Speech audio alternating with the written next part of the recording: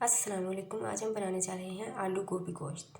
उसके लिए हमें 2 मीडियम साइज़ के प्याज बारीक काट लिए, मीडियम साइज़ का एक टमाटर, 3 से 4 अदद हरी मिर्चें, आधा कप ऑयल, गोभी, आलू, आधा किलो चिकन, अदरक लहसुन का पेस्ट 2 टेबलस्पून, 2 टेबलस्पून सूखा धनिया पिसा हुआ, 2 टेबलस्पून लाल मिर्चें, 1 टेबलस्पून ज़ीरा, 1 टेबलस्पून हल्दी, हस्बे ज़रूरत नमक।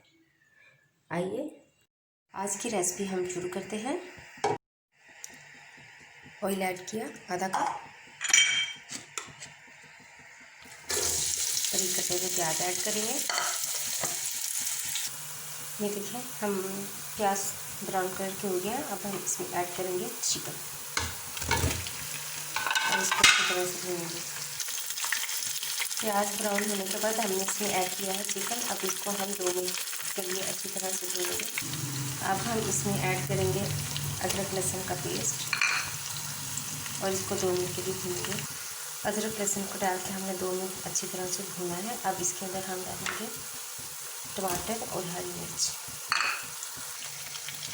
साथ ही हम इसमें सारे स्पाइसेस ऐड कर देंगे, सूखा धनिया, हल्दी, लाल मिर्च,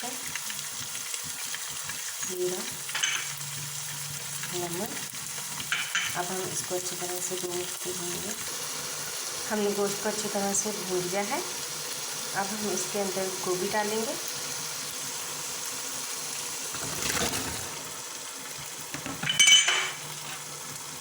और आलू डालेंगे और इनको अच्छी तरह से मिक्स करेंगे।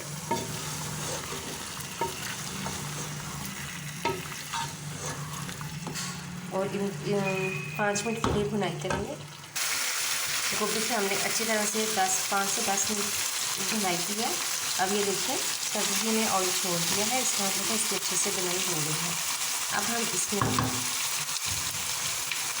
1 मग पानी ऐड करेंगे या उतना पानी ऐड करेंगे जिसमें ये सब्ज़ी ठीक हो जाए, और 15 से 20 मिनट के लिए हम इसको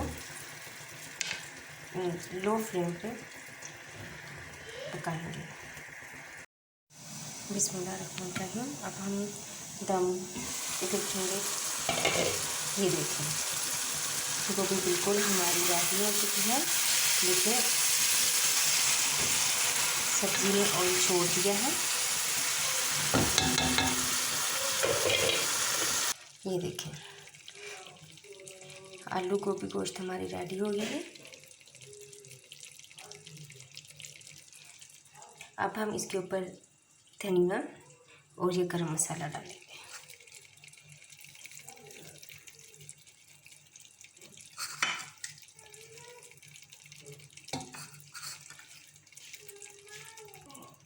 और यह गरम मसाला,